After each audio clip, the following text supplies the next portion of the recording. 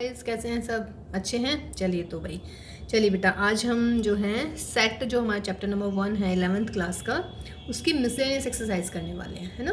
बाकी तो हमारा पूरा चैप्टर हो ही गया है, ठीक है। इसके बाद में फिर एक और जो अभी आज यानी कि 25 सितंबर को जो DOE की साइड पे जो असाइनमेंट है, बस एक वो रह जाएगी, उसका सॉल्यूशन हम नेक्स्ट क्लास में करेंगे, ठीक है। तो फिलहाल आज हम करने वाले हैं मिसलेनियस एक्सरसाइज। और देखिए बच्चों, मिसलेनियस एक्सरसाइज में कुछ क्वेश्चंस हैं, जैसे कि अभी पता है आपको कि डिफरेंस और जो कॉम्प्लीमेंट है और कॉम्प्लीमेंट की प्रॉपर्टी है वो फिलहाल इस साल के लिए सिलेबस में से हटा दिया गया है ना। और मिसलेनियस में यदि आप बच्चा क्वेश्चंस देखेंगे ना तो काफ़ी सारे हैं प्रूविंग वाले क्वेश्चंस हैं, ठीक है। तो वो भी हम करेंगे, अच्छे क्वेश्चंस हैं उसमें से। डिफरेंस वाले देखिए सिलेबस में से हट गए हैं, but still I will do all, ठीक है। तो आप लोग देख लीजिएगा, वैसे कर ही लीजिएगा, देखना क्या है उसमें, है ना, ठीक है। तो देखिएगा क्वेश्चन नंबर 1 देखिएगा, कह रहे हैं कि describe among the following sets. मैंने सेट लिख दिए हैं ABCOD, है ना।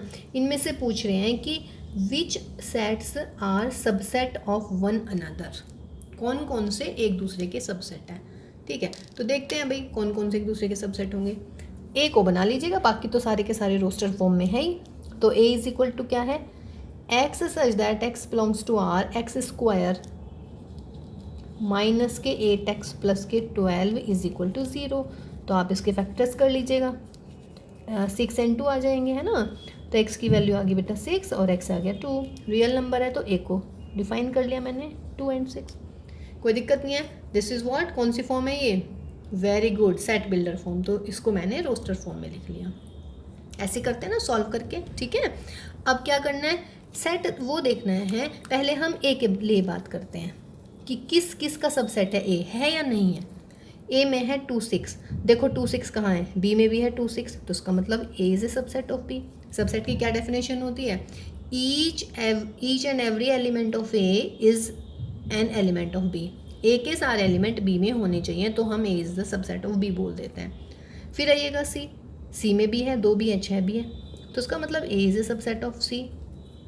डी में 6 है तो नहीं हो पाएगा ये तो बी का। अब आइए बी पर, बी में है 2 4 6, तो 2 4 6, ए में है 2 6, बी नहीं है ए का सबसेट। 2 4 6 यहाँ पे भी है 2 4 6, इसका मतलब क्या हुआ बच्चों, B is a subset of C. फिर बेटा यहाँ पे 2 4 6, यहाँ पे 6 है, तो B not a subset of D. फिर आइए सी पर, 2 4 6 8 कहीं भी नहीं है, इसका मतलब सी जो है किसी का भी सबसेट नहीं है। आइए डी पर, डी में है 6 ए में भी है, इसका मतलब D is a subset of A. 6 B में भी है, इसका मतलब D is a subset of B. 6 C में भी है, इसका मतलब D is a subset of C. इसका मतलब डी एक ऐसा सेट हो गया बच्चों जो ए का भी सबसेट है, बी का भी सबसेट है और सी का भी सबसेट है। सबसेट बिल्कुल क्लियर हो रहा है ना, सबसेट कौन कौन होता है। जैसे मैं कह रही हूँ B is a subset of C, इसका मतलब बी के सारे एलिमेंट सी में होने चाहिए, तब हम उसे बोलते हैं कि वो सबसेट है। गॉट माई पॉइंट, ठीक है। अब देखिए बेटा क्वेश्चन नंबर 2 है आपके पास में, ठीक है। अब देखो क्वेश्चन नंबर 2 जो है आपका, ये है कि आपको प्रूव करने हैं, 6 पॉइंट्स दे रखे हैं कि if x belongs to A belongs to B, then x belongs to B. कौन कौन से इसमें ट्रू है, कौन कौन से इसमें फॉल्स है, ठीक है। 6 पार्ट है। और क्वेश्चन नंबर 2 जो है हमारी, आप क्लास देखिएगा, यानी कि लेक्चर नंबर 4 है आपका, जो हमारा 16 सितंबर को हमने लिया था। बिल्कुल सबसे पहला ही क्वेश्चन है जब आपकी ये वाली क्लास स्टार्ट हो रही है ना, लेक्चर नंबर 4 16 सितंबर वाला, ठीक है बेटा। तो उसका सबसे पहला ये है, मतलब ऐसा भी नहीं है कि आपको बहुत ढूंढना पड़ेगा, ठीक है। वहाँ देख लीजिएगा इसको, तो ये वहाँ पे इसका सॉल्यूशन है, मैं दोबारा नहीं करवा रही हूँ, ओके। अब नेक्स्ट क्वेश्चन देखते हैं, क्वेश्चन नंबर 3। बेटा क्वेश्चन नंबर 3 से लेके 12 तक वाले हैं प्रूविंग के, है ना। अभी उनको करते हैं बाद में, पहले हम ये प्रैक्टिकल प्रॉब्लम यानी कि वर्ड प्रॉब्लम करते हैं, ठीक है। ये थोड़ी इजी, मतलब आपको अच्छी लगेंगी करते टाइम, है ना। और उसके बाद में फिर हम वो करेंगे, क्योंकि अगर वो शुरुआत करा देंगे तो आप लोग को हो सकता है थोड़ी नींद सी आनी शुरू हो जाएगी, ठीक है। तो पहले हम ये स्टार्ट कर देते हैं। देखिए क्वेश्चन नंबर 13 ही सेइंग कि in a survey of 600 student in a school 150 students were found to be taking tea. तो नंबर ऑफ टी इज़ 150। पहले आपको टी को डिफाइन करना है कि let T be the set of students who are taking tea and C be the set of student who are taking coffee, ठीक है। Coffee को पसंद कर रहे हैं भाई 225, तो नंबर ऑफ सी मैंने लिख दिया 225। कह रहा है कि 100 were taking both T and coffee, तो बोथ मीन्स इंटरसेक्शन, ये हमने आपको हर क्लास में बताया है। तो बोथ यानी कि इंटरसेक्शन में 100। कह रहे हैं फाइंड हाउ मेनी स्टूडेंट्स वो are taking neither tea nor coffee. इसका मतलब आपको निकालना है number of T union C का कॉम्प्लीमेंट। ठीक है ना, नाइदर उनमें से वो कुछ भी नहीं ले रहे हैं। अब देखिए टोटल है हमारे 600, इसका मतलब, और ये नहीं कहा है कि भाई हर एक व्यक्ति को, हर एक बच्चे को टी और कॉफ़ी लेनी ज़रूरी है। देखिए ये वाले सवाल मैं करवा चुकी हूँ इससे पहले वाली क्लासेस में, but this is the revision actually you can say, है ना। तो देखिएगा बेटा क्या निकालेंगे, number of T union C निकाल लीजिएगा। तो क्या होगा भाई T union C, number of T यानी कि 150 प्लस नंबर ऑफ सी यानी कि 225 minus number of T intersection C. ये तो फॉर्मूला होता है, चलिए लिख देती हूँ मैं, नंबर ऑफ सी माइनस के, ये पहले लिख लीजिएगा फॉर्मूला। देखिए कितना हो गया भाई 375 माइनस के 100, इसका मतलब कितना हो गया आपका 275। यही होगा ना, कैलकुलेशन देख लीजिएगा। ओके, अब क्या निकालना है, अब मुझे निकालना है जो ना तो टी पी रहे हैं ना ही कॉफ़ी पी रहे हैं। इसका मतलब ये इनका कॉम्प्लीमेंट क्या होता है formula, number of universal minus number of T union C. इसको तो आप वैसे भी समझ सकते हैं भाई, टोटल है 600। अब इसमें से 275 ऐसे हैं जो कुछ ना कुछ ज़रूर पिएंगे, सही है ना। तो ऐसे कितने हुए जो कुछ भी नहीं पी रहे हैं, इसका मतलब आप 600 में से घटा दीजिए 275, तो कितना आ जाएगा भाई 325। तो ये दिस इज़ माई आंसर। ठीक है, नेक्स्ट देखिएगा। अगले क्वेश्चन में कह रहा है कि in a group of student 100 students no Hindi, यानी कि नंबर ऑफ एच हो गया 100। ठीक है, 50 knows English, number of E हो गया 50। And what are H and E here, let H is the set of students who know Hindi, E be the set of students who know English. 25 knows both, यानी कि number of H intersection E is equal to 25। Now each of the student knows either Hindi और English, हर बच्चे को या तो हिंदी आनी चाहिए या इंग्लिश आनी चाहिए। Find how many students are there in the group, कितने स्टूडेंट होंगे भाई ग्रुप में। इसका मतलब आपको क्या निकालना है, एच यूनियन ई निकालना है। तो एच यूनियन ई का फॉर्मूला क्या मिलेगा बोलिए, number of H plus number of E minus number of H intersection E. तो number of H 100 plus number of E minus के 25, यानी कि 150 माइनस 25, तो that is my answer is 125। Easy question ना, ठीक है। चलिए नेक्स्ट क्वेश्चन देखते हैं। अभी नेक्स्ट क्या है हमारा, देखिए बेटा क्वेश्चन नंबर 15 बहुत बढ़िया सवाल है ये, और 16 भी बिल्कुल इसके जैसा ही है ना। देखिए ये मैं कर चुकी हूँ ऑलरेडी किसी एक क्लास में है, पर चलिए कोई बात नहीं, रिवाइज करते हैं दोबारा से। ये कहा गया है इसमें कि in a survey of 60 people it was found that 25 read newspaper H, तो एन एच हो गया 25। टी वाला जो न्यूज़पेपर है वो पढ़ रहे हैं 26, है ना। 26 read newspaper T, 26 read newspaper I, and 11 read newspaper H and T both, and 8 read the newspaper T and I both, and 9 reads the newspaper H and I both, and 3 read all the 3 paper। समझ रहे हैं, यानी कि all the 3 means तीनों के तीनों पढ़ रहे हैं, ये ना 3 read all 3 newspapers। ठीक है, now he is saying कि sorry, find the number of people who read at least 1 newspaper. बताइएगा बेटा एट लीस्ट 1 न्यूज़पेपर का मतलब, एट लीस्ट 1 न्यूज़पेपर का मतलब है आपको निकालना है what, number of A union B union C. Class के स्टार्टिंग में ही बताया था कि एट लीस्ट 1 का मतलब होता है यूनियन तीनों का, A union B union C निकालना है आपने, है ना। तो A union B union C निकाल दीजिएगा। फिलहाल सॉरी नोट ए नहीं है हमारा बेटा, एच है यहाँ पर, फिर मेरा आई है और एक तीसरा सेट है मेरा टी।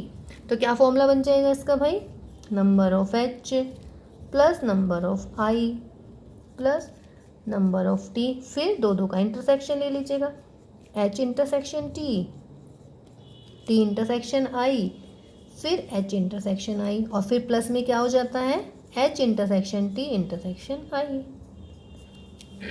लगा लीजिएगा, सबकी वैल्यूज रख दीजिएगा इनकी। तो ये हो जाएगा भाई 25 plus 26 plus 26 minus H intersection T है 11, टी इंटरसेक्शन आई है 8, ये है आपका 9, और तीनों का इंटरसेक्शन है मेरा 3। सॉल्व दिस, कितना हो जाएगा, 6 6 12 17, 2 2 4 2 6 और 1 7, माइनस 8 और 9 10, यानी कि माइनस की 28 प्लस की 3, इसका मतलब हो गया भैया कितना, ये 80 में से 28 घटा दीजिएगा तो इसका मतलब 52 ऐसे हैं जो कम से कम एक न्यूज़पेपर तो पढ़ ही रहे हैं, ठीक है ना। नाउ एग्जैक्टली वन को हम करते हैं, ये क्लियर है बेटा, डायरेक्ट फॉर्मूला, इसमें कोई इशू नहीं था इतना बड़ा। अब जो नेक्स्ट है उसमें बनाते हैं हम वेन डायग्राम। देखिए वेन डायग्राम से ना चीज़ें बहुत ईजी हो जाती हैं, और ये बहुत अच्छा क्वेश्चन है, तो आपको वेन डायग्राम भी आना चाहिए भाई। 3 सेट बना लिए भाई हमने, H हो गया, ये मेरा T हो गया, ये मेरा I हो गया। सबसे पहले वेन डायग्राम जब हम बनाते हैं तो क्या करते हैं, सबसे पहले जो हमारा कॉमन वाला पोर्शन है हम उसको वो फिल करते हैं, यानी कि ये वाला पोर्शन, ये कॉमन है तीनों में, तो तीनों को कौन पसंद कर रहा है, 3, ठीक है ना। फिर let suppose that this is my A, this is my B, this is my C, this is P, ये पोर्शन Q है, ये पोर्शन R है, ठीक है ना। क्लियरली बिकॉज A+3 का मतलब क्या है बेटा, यानी कि देखिए ये वाला पोर्शन, ये किस किस में कॉमन है भाई, H इंटरसेक्शन T, इसका मतलब ये हो जाएगा number of H intersection T, और H इंटरसेक्शन T कितना है मेरा 11, तो दिस इम्प्लाइज A की वैल्यू कितनी आ गई 8। कोई दिक्कत यहाँ तक बोलिएगा, क्लियर है, ये बहुत अच्छा सवाल है, ये इससे नेक्स्ट भी ऐसे ही होने वाला है। देखिए ये वाला पोर्शन मैं कह रही हूँ, ये जो मैं इसको ड्रॉ कर रही हूँ, व्हाट इज दिस, किस किस में कॉमन है, ये H और T का तो कॉमन पार्ट है ये वेन डायग्राम से, है ना। तो इसमें कौन कौन सा एलिमेंट है, A और 3, तो A+3, और कितने दे रखे हैं H इंटरसेक्शन T 11, तो that is A is 8। Again ये वाला कौन सा पोर्शन है बेटा, ये वाला किस किस का कॉमन है, T और I का, कौन एलिमेंट आ रहा है B+3, that will be T intersection I, कितना दे रखा है T इंटरसेक्शन I 8, तो B की वैल्यू निकाल लीजिएगा, 8 में से 3 गए 5, 3 इधर आ जाएगा। Again what is this is the intersection between H and I, तो H एंड I यानी कि number of H intersection I, कितने दे रखे हैं number of H intersection I 9, और यहाँ से निकालना कितना है H intersection I C+3 that is 9, तो भैया C आ गया मेरा 6। तो देखो बेटा A आ गया, B आ गया, C आ गया, समझ रहे हैं। अच्छा वैसे A क्या दिख रहा है, मतलब एग्जैक्टली अगर मैं आपसे पूछने लगूँ A क्या है, इसमें क्या डायग्राम में क्या शो कर रहा है, यस A शो कर रहा है ऐसे व्यक्तियों को जो H और T वाले न्यूज़पेपर को पढ़ रहे हैं बट I को नहीं पढ़ रहे हैं। देखिए वर्ड्स पे जाइएगा, मैंने कहा H और T दोनों को पढ़ रहे हैं, तो कितने आ जाएंगे वे A+3। मैं कह रही हूँ T एंड I दोनों को पढ़ रहे हैं, तो उसका मतलब B+3।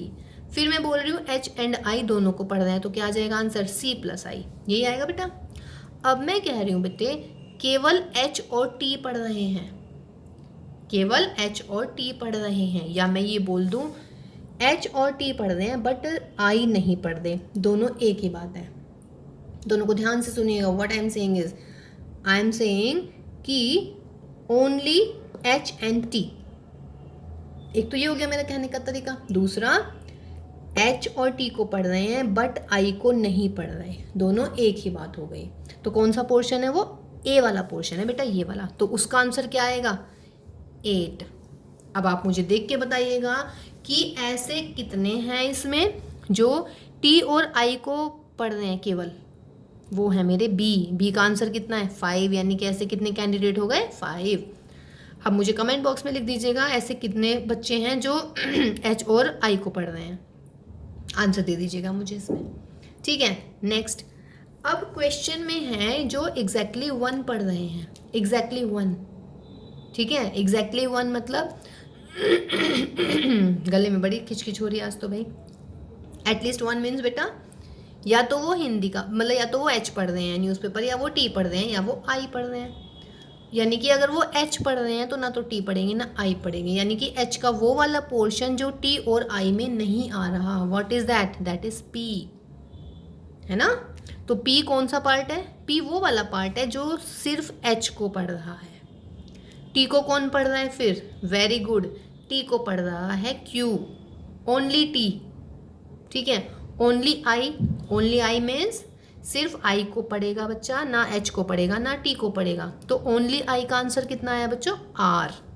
क्लियर है ये वाली चीज़ें, चलिए बहुत बढ़िया। अब देखो बेटा मुझे क्या करना है, अब मैं निकालती हूँ, इसको मिटा देती हूँ पहले, अब मेरा इसका काम ख़त्म हो गया है। सवाल में है मेरा कि एग्जैक्टली वन न्यूज़पेपर, तो बेटा एग्जैक्टली वन मीन्स कौन कौन सा पोर्शन है, या तो ओनली एच यानी कि पी, या फिर ओनली टी इसका मतलब प्लस क्यू, या ओनली आई। देखिए एग्जैक्टली वन मीन्स या तो वो P newspaper sorry H newspaper पढ़ेगा, या वो टी पढ़ेगा, या वो आई पढ़ेगा। Only H means P, only T means Q, I means R, या और का मतलब यहाँ पे प्लस लग जाता है। अब आपको निकालना है पी क्यू आर, कैसे निकालेंगे बताइएगा। हमने किया हुआ है असाइनमेंट में, वर्कशीट में आए हैं क्वेश्चंस, है ना, रिवाइज ही करवा रही हूँ आज मैं, वैसे हम ही कर चुके हैं एक्चुअली सारा का सारा। ये जो एच है बेटा ये क्या है, ये पूरा सर्कल, ये है नंबर ऑफ एच। कितने हैं क्वेश्चन में नंबर ऑफ एच, अच्छा मिट गया, नंबर ऑफ एच थे हमारे भाई, एच को पढ़ने वाले थे 25। ये पूरा का पोर्शन क्या हुआ बेटा, पूरा का पूरा पोर्शन नंबर ऑफ एच। ये सर्कल के अंदर जो एलिमेंट आएंगे वो एच के एलिमेंट आएंगे। कौन कौन आ रहा है इसके अंदर देखिएगा, P plus A plus 3 plus C is equal to 25। P plus A plus 3 plus C, यानी कि ये सारे के सारे आ गए H में। ठीक है, लगा लीजिएगा भाई। P प्लस A कितना है मेरा 8, और C कितना है भाई, C मेरा निकला है 6 is equal to 25। Solve this, तो P की वैल्यू आ गई 8 और 3 11 6 17, 25 में से 17 हटा दीजिएगा, 8 आ गया P। मीन्स अगर मैं पूछूं कि केवल H को पढ़ने वाले कितने आएंगे आंसर में, 8 आ जाएंगे। सही है। सिमिलरली इसको निकाल दीजिएगा, नंबर ऑफ टी कर दीजिएगा, तो नंबर ऑफ टी में क्या आ जाएगा बेटा, A plus Q plus 3 plus B is equal to number of T, और नंबर ऑफ टी कितने थे हमारे 26, तो लगा लीजिएगा वैल्यू। A कितना था मेरा 3, क्यू मुझे पता नहीं 3, और B कितना आया मेरा 5 is equal to 26। This implies 3 और 3 6 और 5 11, तो इसका मतलब Q आ गया भाई हमारा कितना 15। सही है। लास्ट देखिएगा, P आ गया 8, Q आ गया 15। अब इस वाले सर्कल पे आइएगा, ये कौन सा सर्कल है, इसको मिटा देते हैं, ABC को रखते हैं, बस इनकी ज़रूरत पड़ने वाले हैं हमें। हाँ जी, अगेन क्या हो जाएगा, ये वाला सर्कल, तो ये वाले सर्कल में कौन कौन आ रहा है, C plus 3 plus B plus R is equal to number of I, और नंबर ऑफ I भी मेरे ख्याल से 26 थे, तो 26 लिख दीजिएगा। तो कितना होगा बच्चों, C 6 प्लस 3 प्लस B कितना है 5 प्लस R इज 26, 6 3 9 5 14, तो R मेरा हो गया बेटा 12। ठीक है ना, तो R कितना आ गया बच्चों 12। ठीक, अब क्या निकालना है, देयरफॉर एग्जैक्टली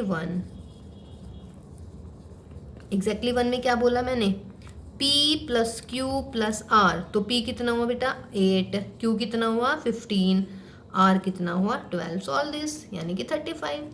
तो 35 ऐसे हैं जो एग्जैक्टली वन पढ़ रहे हैं। बहुत बढ़िया सवाल था ये।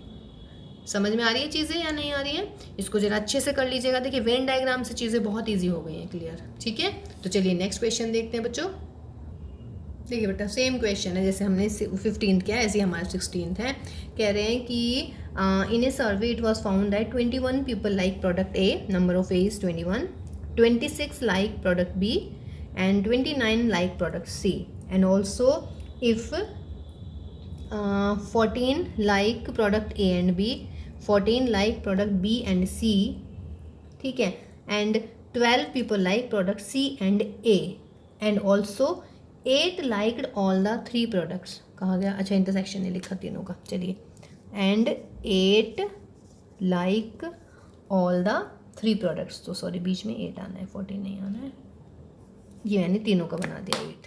ठीक है, कह रहे हैं कि only C the find the number of candidates who liked only product C, only C. अब देखो बेटा ये मेरा सेट ए हो गया, ये सेट बी हो गया, ये सेट सी। लिख लेंगे कि let A be the set of person who liked product A, B be the set of person who liked product B, C be the set of person who liked product C. Not a big issue here now. ये A ले लिया, B ले लिया, C, ये P, ये Q, ये R, and this is the 8, this is a common part, है ना। अब मुझे ये बताओ बेटा, मुझे निकालना है ओनली C, तो ओनली C के लिए मुझे ये और ये निकाल लूँ, बस एनफ है। और की आवश्यकता ही नहीं मुझे। बोलिएगा number of B intersection C कितने हैं? Number of B intersection C यानी बी और सी में कॉमन क्या है? बी और सी में कॉमन बी प्लस 8, और बी इंटरसेक्शन सी कितना दे रखा है सवाल में? 14, तो उसका मतलब ये 14, तो बी इज इक्वल टू हो गया 6। ऐसी बेटा ए इंटरसेक्शन सी बोलिए कितना है? ए इंटरसेक्शन सी कितना मिल गया बेटा? 8 प्लस सी, और ए इंटरसेक्शन सी कितना दे रखा है देखिए सवाल में? 12, तो सी मिल गया मेरा 4। अगेन नंबर ऑफ सी बोलिए कितना है? Number of C is B plus C plus R plus 8, है ना? बी कितना है मेरा? नंबर ऑफ सी कितने हैं? सी में कितने प्रोडक्ट हैं हमारे? 29, लिख लीजिएगा 29। बी हमने निकाल लिया 6, सी भी निकाल लिया 4, आर निकालना है भाई। 6 4 10 18, 18 घटा दीजिएगा, आर इज इक्वल टू 11। और आर देख रहे हैं, आर क्या है? ओनली सी, चूंकि इसमें आर वो वाला पोर्शन है, ये वाला है ना? ये आप समझ रहे हैं? मैंने ए बी सी वगैरह लिख दिए हैं। ए का मतलब है ये वाला पोर्शन। ए अगर मैं आपसे पूछूं, आंसर दीजिए मुझे कि देखिए, आप लोग आंसर्स कमेंट बॉक्स में लिख दीजिए। जब भी आप वीडियो देखते हैं तभी आप कमेंट बॉक्स में लिख दीजिएगा। मैं कह रही हूँ कि आपको फाइंड द नंबर, है ना, who liked product A and B only. Who liked product A and B only means आपको आंसर्स करने हैं product only A and B first, फिर आपको निकालना है ओनली बी, ये मेरा सेकंड। इसके कमेंट बॉक्स में मुझे आंसर दे दीजिएगा जब भी आप वीडियो देखते हैं। समझ रहे हैं? हो जाएगा बेटा?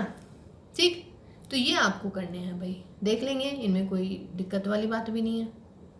ठीक है, 2 ही है, सॉरी 3 नहीं है। ठीक है, तो चलिए प्रूविंग वाले क्वेश्चन हम करने वाले हैं। जो हमने क्वेश्चन छोड़ दिए हैं वहाँ अब हम स्टार्टिंग वाले क्वेश्चंस करते हैं जिसको हमें प्रूव करने हैं।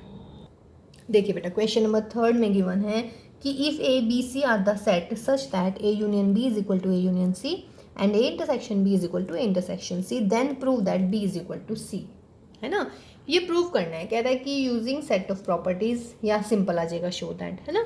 तो इसमें आप एग्जांपल लेके भी शो कर सकते हैं। एक सेट ए मान लीजिएगा, एक सेट बी मान लीजिएगा, और फिर एक सेट सी मान लीजिएगा। ए यूनियन बी ऐसे लेना है कि A union C, A intersection B ऐसे लेना है इंटरसेक्शन सी।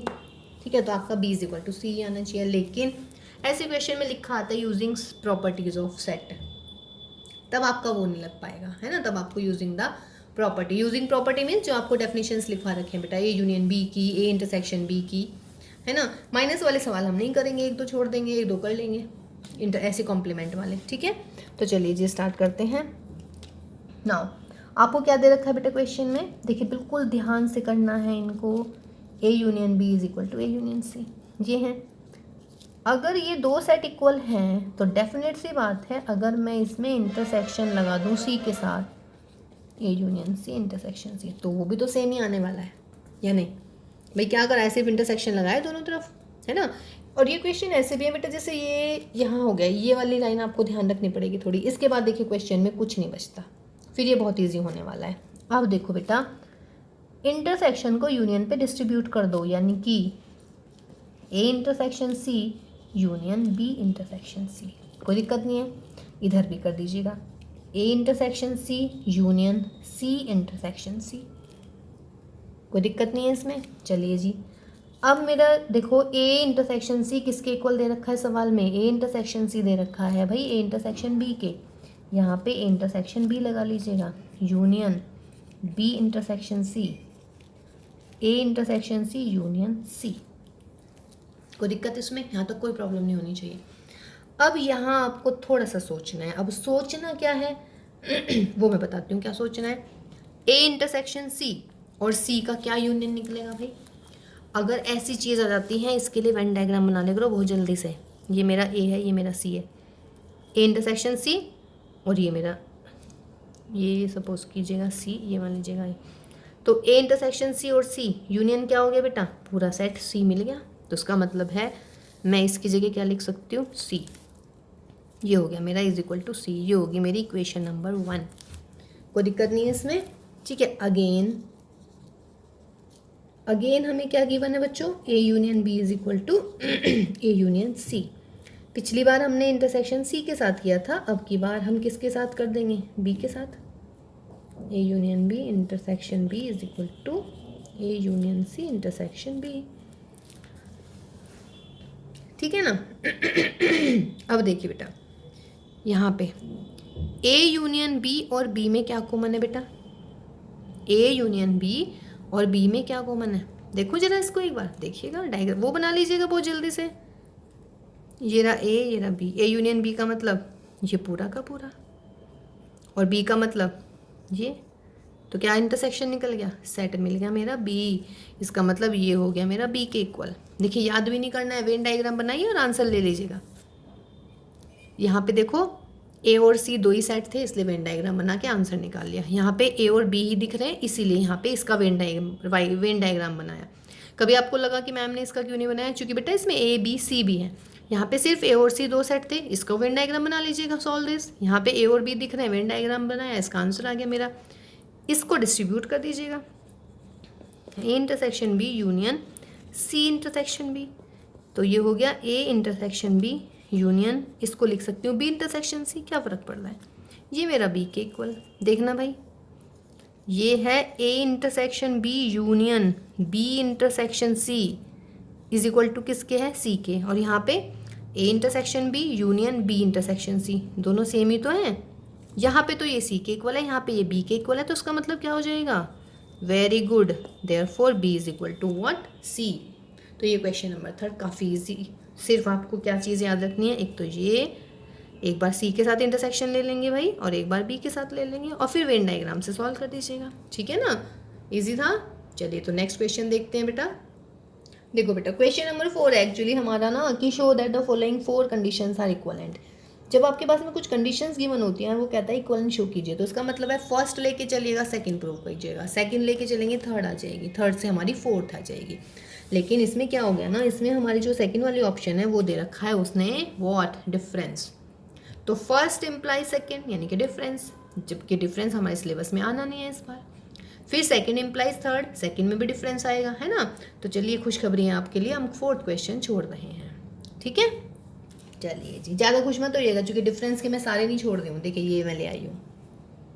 तो if A is a subset of B, तो हमें प्रूव करना है C minus B is a subset of C minus A. अब एक खास बात बताइएगा, जब भी मुझे A is a subset of B prove करना है तो उसका मतलब मुझे क्या प्रूव करना पड़ता है कि if x belongs to a implies x belongs to b, then हम क्या कहते हैं?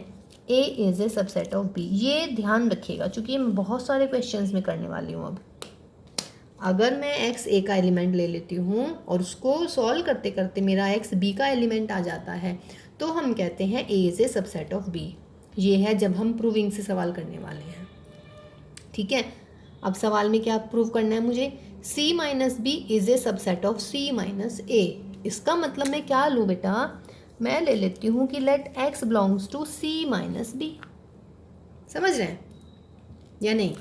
मुझे प्रूव करना है ये इसका सबसेट है, इसका मतलब मैंने x इसका एलिमेंट ले लिया, c माइनस बी मान लीजिए यहाँ पे। तो अब इसकी हेल्प से x किसका एलिमेंट आना चाहिए? c माइनस ए का आ जाए सॉल्व करते करते। तो ये क्या हो जाएगा? By this a is the subset of b। अब देखो बेटा, डिफरेंस की क्या होती है definition? x belongs to c and x does not belongs to b। x b का एलिमेंट नहीं होगा। अब यहाँ से क्या आ जाएगा? x belongs to c and x does not belongs to a। Why? Because a is a subset of b। अब देखो बेटा, यदि a b का सबसेट है, इसका मतलब क्या हुआ? a के सारे एलिमेंट b में होने चाहिए। अब मैं कह रही हूँ कोई एलिमेंट है जो b में नहीं है, तो डेफिनेट सी बात है वो a में तो हो ही नहीं सकता। मान लीजिएगा कोई एलिमेंट है वो b में है, सॉरी वो b में नहीं है, तो क्लियर होगा ये सबसेट के लिए कि वो a में तो ज़रूरी है, नहीं होना चाहिए। समझ रहे हैं? ठीक है, ओके। अब देखिए क्यों? बिकॉज a b का सबसेट है, या इससे आप रेसिप्रोकल ले सकते हैं। वो देखिए क्या है, अगर x belongs to a implies x belongs to b, तो इसका मतलब ये हो जाता है, बहुत इंपॉर्टेंट चीज़ है ये, कि x belongs to a implies x belongs to b, therefore x does not belongs to b implies x does not belongs to b। इधर वाले का नेगेशन इम्प्लाइज करेगा इधर वाले का नेगेशन ऑलवेज। तो यहाँ पे क्या आया, x does not belongs to b, तो ये इम्प्लाई करेगा कि x a में नहीं होगा। अब यहाँ से डेफिनेशन लगाइएगा, ये क्या हो गया बेटा मेरा, x belongs to c minus a। अब देखो x किसका एलिमेंट लिया था, c माइनस b का, x किसका एलिमेंट आ गया, c माइनस a का। तो इसका मतलब क्या हुआ, therefore c minus b is the subset of c minus a, that you have to show. तो देखिए इसमें था कुछ नहीं, सिर्फ आपको डेफिनेशन पता होनी चाहिए।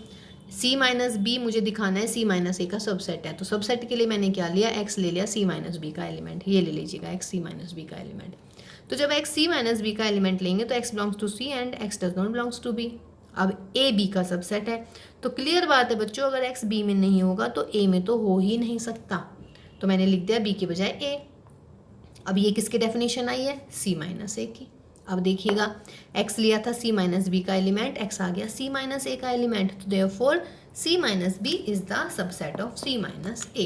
तो ये हुआ मेरा क्वेश्चन नंबर 5। ठीक है, चलिए तो नेक्स्ट देखते हैं।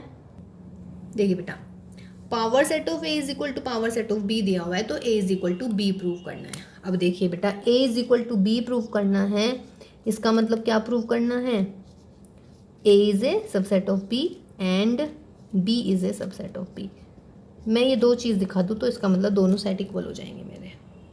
अब a is a subset of b दिखाना है, तो क्या ले लेते हैं पहले, let x belongs to a। क्या ले लिया हमने, let x belongs to a। तो मैं x b का एलिमेंट दिखा दूँ, ऐसे भी कर सकती हूँ या नहीं, क्लियर है। चलिए, अब पावर सेट ऑफ a का भी जिक्र हो रहा है, तो हम पावर सेट का जिक्र करें जरा। इसका मतलब एक बार बताइएगा, बिकॉज क्या a खुद का सबसेट होता है, हर सेट होता है खुद का सबसेट या नहीं, डेफिनेशन है ना, कौन कौन होते हैं, एक तो a होता है और एक फाई होता है। अब बेटा मैं कह रही हूँ a जो है खुद का सबसेट है, तो इसका मतलब है a किसका एलिमेंट मिलेगा भाई, pa का। pa क्या है, pa है मेरा पावर सेट। pa क्या है, पावर सेट। पावर सेट क्या होता है, पावर सेट में सारे सबसेट आएंगे ए के। यदि मैं पावर सेट लिखना चाहूँ इस सेट का, तो क्या लिखूँगी, पहले फाई आ जाएगा, फिर ए, फिर बाकी एलिमेंट आते चले जाते हैं। तो देखिए दिख गया आपको ए, यानी कि ए किसका एलिमेंट है, पी ए का। अब पी ए किसके बराबर है बेटा, पी बी का। अब मुझे यूँ बताओ, यदि ए बिलोंग्स टू पी बी का मतलब पावर सेट ऑफ बी। मैं कह रही हूँ ए पी के पावर सेट, बी के पावर सेट में है। ए कहाँ है, बी के पावर सेट में। अब बच्चों पावर सेट में कौन आते हैं भाई, सबसेट। तो उसका मतलब क्या हुआ, बिल्कुल सही पहचाना, A is a subset of B. ये मेरी बन गई नंबर 1। अगेन क्या कर सकते हो आप, बी क्या है बेटा, बी का सबसेट है। अगर बी का सबसेट है तो बी किसका एलिमेंट होगा, पावर सेट ऑफ बी का। अब पावर सेट ऑफ बी किसके सवाल में किसके इक्वल दे रखा है, पावर सेट ऑफ ए। अब मैं कह रही हूँ B belongs to power set of A, यानी कि पावर सेट ए लिखूंगी तो उसमें कहीं ना कहीं बी दिखेगा मुझे। इसका मतलब बी कब तक नहीं, कब आएगा इसमें, जब बी ए का सबसेट होगा। तो इसका मतलब B is a subset of A. ये होगी मेरी क्वेश्चन नंबर 2।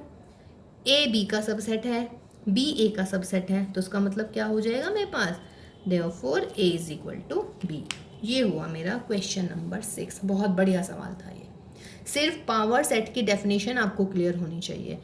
हर सेट खुद का सबसेट होता है, इसका मतलब ए पावर सेट ऑफ ए का एलिमेंट है।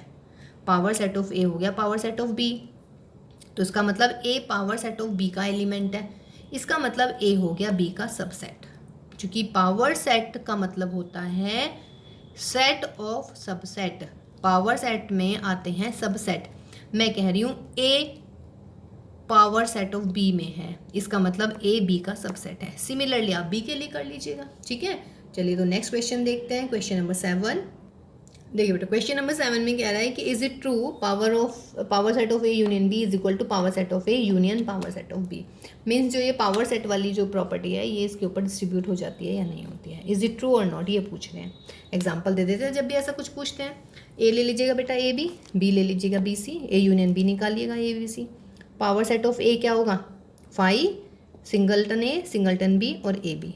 पावर सेट ऑफ बी क्या होगा, phi singleton B singleton C, यानी कि बी और सी को सिंगल सिंगल और फिर दोनों को इकट्ठा करके लिख देते हैं।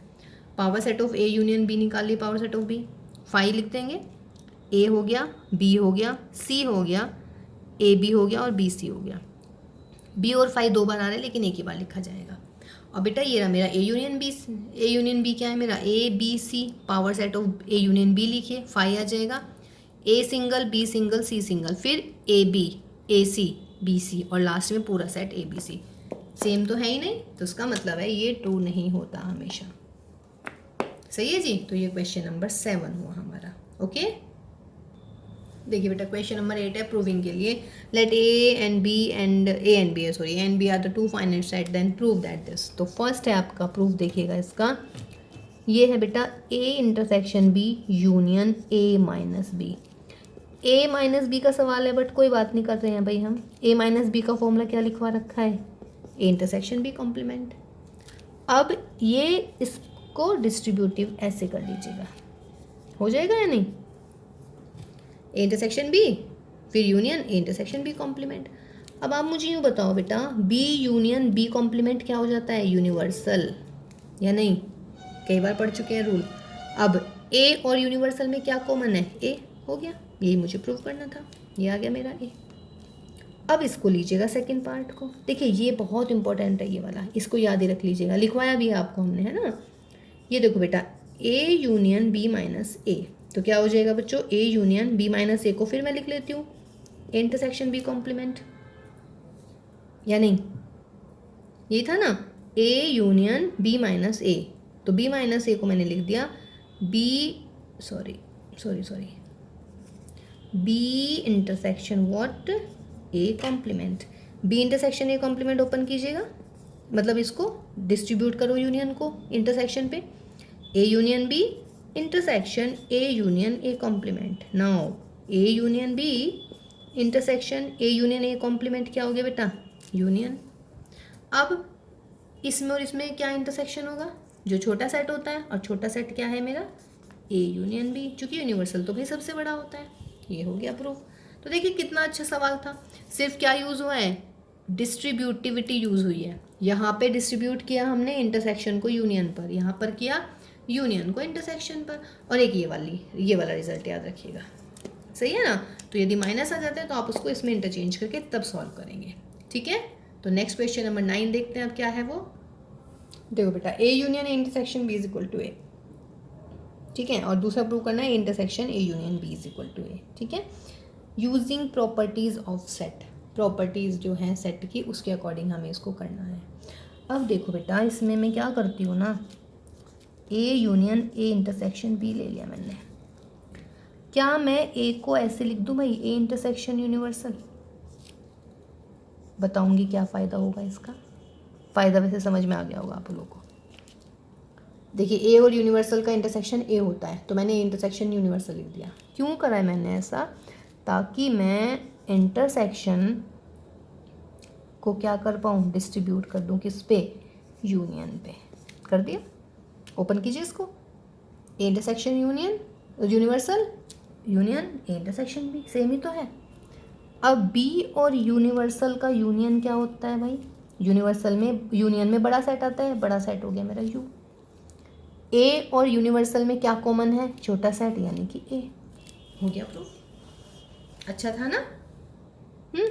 लेकिन इसमें हमने क्या किया, देखिए प्रैक्टिस हमेशा आपको परफेक्ट बनाता है।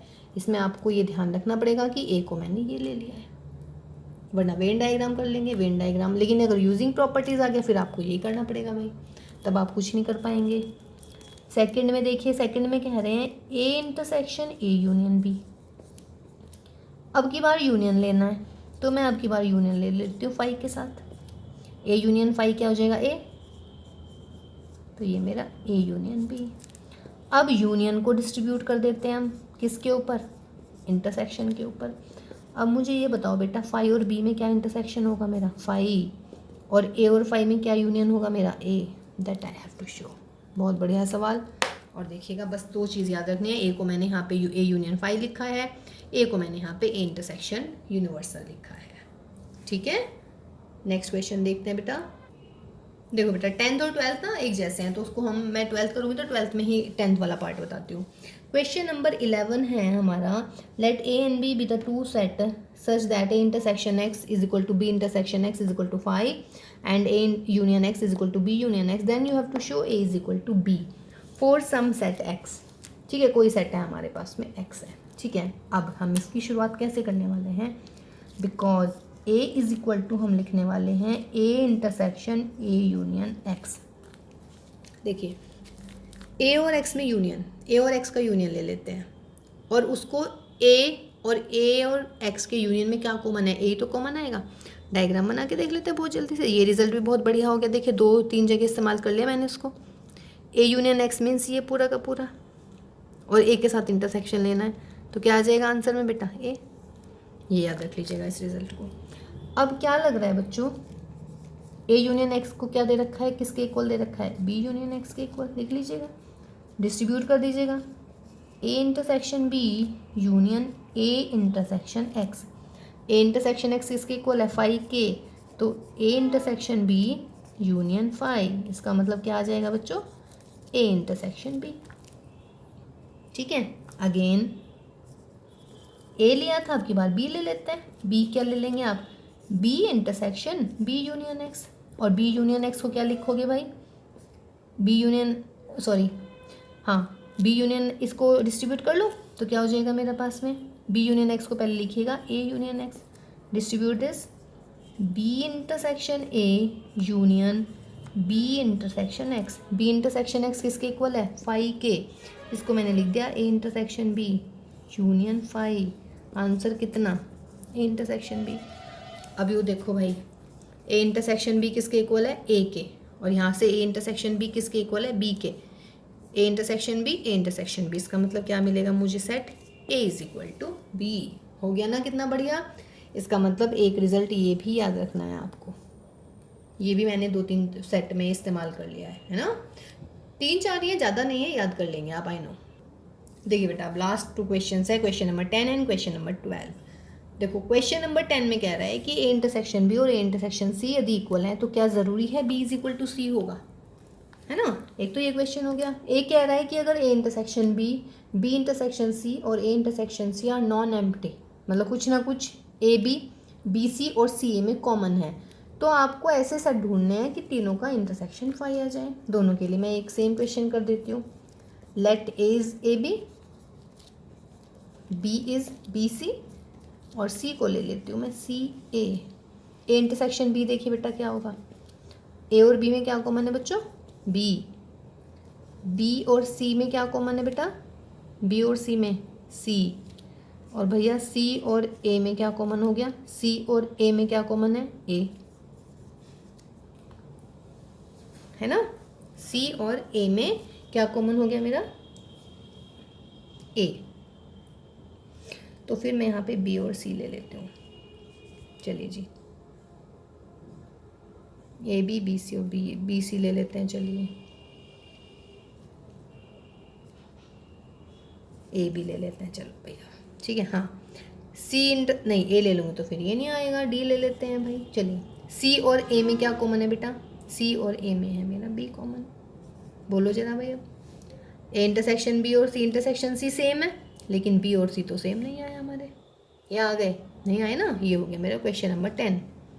ए और बी में बी कॉमन, ए और सी में भी, ये डी है, ए मत समझना, ए और सी में भी बी कॉमन, दोनों बराबर हैं, बट बी और सी इक्वल नहीं है। हो गया क्वेश्चन नंबर 10। 12 देखिएगा, A intersection B non empty, B intersection C non empty, C intersection A non empty, समझ रहे हैं, मतलब एम्प्टी नहीं होना। अब इन तीनों में कुछ कॉमन है भाई, A intersection B intersection C. Okay okay, common आ रहा है बेटा इसमें, तो मुझे दिख रहा है कुछ हो रहा है ना।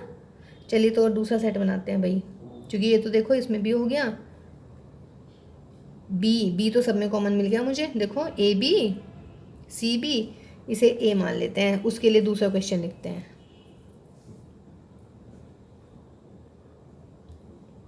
ए इंटरसेक्शन और ए इंटरसेक्शन, इसके लिए दूसरा लिखते हैं भाई। चलिए कोई बात नहीं, फिलहाल 10th वाले को छोड़ दीजिएगा, अभी मैं 12th कर रही हूँ। तो A intersection B intersection C, तीनों में कुछ कॉमन है? कुछ भी कॉमन नहीं है। एक तो ये हो गया बेटा, ठीक है। अब ए बी, अब आपको लेना है ए बी और सी ऐसे लेने हैं कि ए इंटरसेक्शन बी और हमारा सी इंटरसेक्शन ए कॉमन आ जाए। अब ले लीजिएगा आप सी ए डी, उसके लिए ले लीजिएगा इस सी को ऐसे 10th क्वेश्चन के लिए, ठीक है बेटा। तो ये होगी हमारी मिसलेनियस एक्सरसाइज, ठीक है। तो सेट जो है फिलहाल ख़त्म हो गया है। सेट में देखिए एक्सरसाइज मिसलेनियस मतलब हमारे एनसीईआरटी की सारी एक्सरसाइज हो गई हैं, ठीक है।